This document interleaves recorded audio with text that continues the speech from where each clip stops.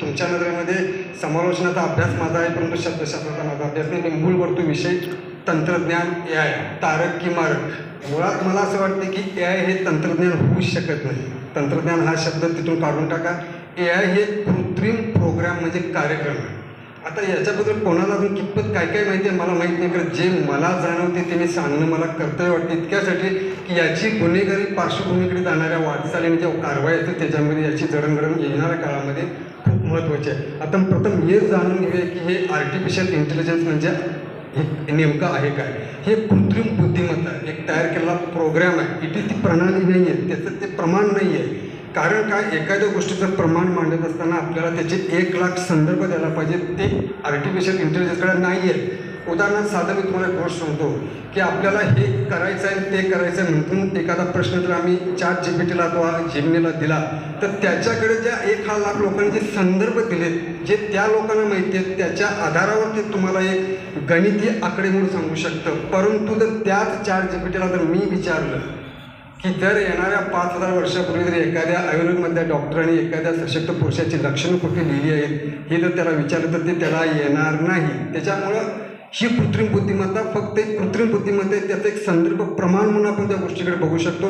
त्याला कुठल्याही प्रकारची आपण शाश्वत शक्ती देत नाही. परंतु होतंय काय की आत्ताची लोक या गोष्टीकडे वळू लागलेत, त्याचा आधार घेऊन बऱ्याच गोष्टी करायलेत, इतक्या गोष्टी करलेत की ते करते तेच खरं की काय आता वाटायची शंका यायला लागली. आता याचा तोटा कुठला होणार आहे मी प्रथम सांगतो. फायदे भरपूर लोक सांगतील, पण मला त्याचा तोटा सांगायचा आहे की याच्यामध्ये गुन्हेगारी पार्श्वभूमी असलेल्या जितक्या लोकांच्या जडणघडणीत, कारण 100 लोकांमध्ये एक व्यक्ती असते तो गुन्हेगारी पार्श्वभूमीकडे वळणार असते, त्याच्यासाठी लागणारे जेवढे प्रोग्राम, जितके कार्यक्रम आहेत, मी प्रोग्राम म्हणत ते कार्यक्रम शब्द वापरतो, त्याच्याकडेच त्याची वाटचाल राहणार आहे. आता उदाहरणार्थ तुम्ही साधं जरी विचारला ना बॉम्ब कसा करावा तर तुम्हाला 1,00,000 प्रकारचे बॉम्ब करण्याचे सगळे प्रोग्राम तुम्हाला बघायला मिळतील. म्हणजेच काय, ते तंत्रज्ञान तुम्हाला त्या विनाशाकडे थोडं बहुत घेऊन जावं लागेल. आणि सगळ्यात अवघड आणि वाईट गोष्ट सांगतो मी तुम्हाला, कदाचित जर प्रायमरी एव्हिडन्स एखाद्या गोष्टीचा सक्त पुरावा म्हणून जर न्यायालयामध्ये मांडायचा असेल तर बाकी एखादा व्हिडिओ, एखादी चित्रफित आपण आता पुरावा म्हणून ग्राह्य मानायची काही नाही, हा सुद्धा प्रश्न येणाऱ्या काळात तयार होईल.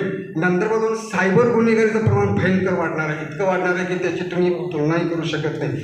जर एखादी गोष्ट तारक आणि मारक, तर मी मारक या शब्दाकडे जास्त जातोय, तारक आणि ही खूप कमी येतोय. तर या लोकांनी प्रथम कदाचित तुम्हाला बऱ्यापैकी हे समजत असेल की नाही मला माहीत नाही की मी नेमकं कोणत्या विषयात कुठल्या पद्धतीने स्पष्टीकरण द्यायला लागलं. मला आलेला अनुभव की समजा आम्ही एखाद्या गोष्टीचं डिझाईन तयार करतो तर ते AIच्या माध्यमातून काही लोक मला विचारतात हे असं प्रकारे होऊ शकते, तुम्ही असंच का सांगताय.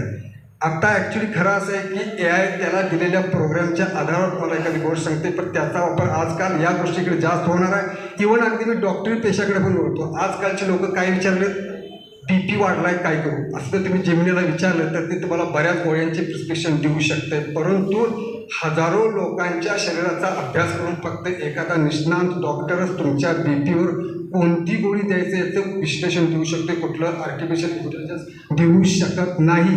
तो फक्त एक संदर्भ आहे, त्याच्याकडे संदर्भच म्हणून बघा. ते प्रमाण कधीही होऊ शकणार नाही. जिथंपर्यंत माझा अभ्यास आहे ते कधीच होऊ शकत नाही. तो येणाऱ्या काळामध्ये त्याच्याकडे फक्त प्रमाण बघून त्याचा वापर करा आपल्या ज्ञानासाठी, त्याचा गैरमार्गाकडे जाणारा वापर टाळा. कर येणाऱ्या काळात तुम्हाला दिसेल, आता थोडं बहुत दिसते, आजच घडलेली घटना सगळ्यात महत्त्वाची आहे ते तुम्ही पेपरला वाचलं असेल की आज शिक्षक पेशामधला पेपर फुटला आहे. अर्थात त्या गोष्टीला QR कोड असतानाही त्याची छेडछाड झाली आणि तो फुटला गेला. हे सुद्धा एक AIचीच कमाल आहे. येणाऱ्या काळामध्ये अशा घटना भरपूर घडणार आहेत. फक्त लोकांनी सजग विवेक बुद्धीला, कारण AI कृत्रिम आहे, ती विचार करू शकतं, परंतु सद्विक बुद्धी आणि चालना ही कुठलाही कृत्रिम बुद्धिमत्ता करू शकत नाही. कृत्रिम बुद्धिमत्ता हा शब्द वापरतो, त्या शब्दाकडे बघा. आणि इतकं बोलतो या गोष्टीकडे तुम्ही फक्त त्याच अँगलने बघा. त्याला खूप मोठा भडीमार आपल्यावर करून घेऊ नका. उठून कुठे एखादी भाकरी कशी करायची हे AIला कधी विचारू नका. भाकरी करण्याच्या पद्धती AI सांगू शकते, पण एखादी खेड्यातली चांगली व्यक्ती ती भाजायची कशी आणि किती तापमानावर भाजायची ही ती स्त्रीच सांगू शकते. हे फक्त माणसाकडेच असतं. सद्विवेक बुद्धी ही माणसाकडेच असणार आहे, हे समजून घ्या. आणि हे मी सांगण्याचा थोडा प्रयत्न माझा केला की मला या गोष्टीबद्दल किती माहिती बरंच बघ आहे, पण ते कितपत तुम्हाला समजेल मला माहिती नाही. इतकं बोलतो, थांबतो. जय हिंद, जय महाराष्ट्र.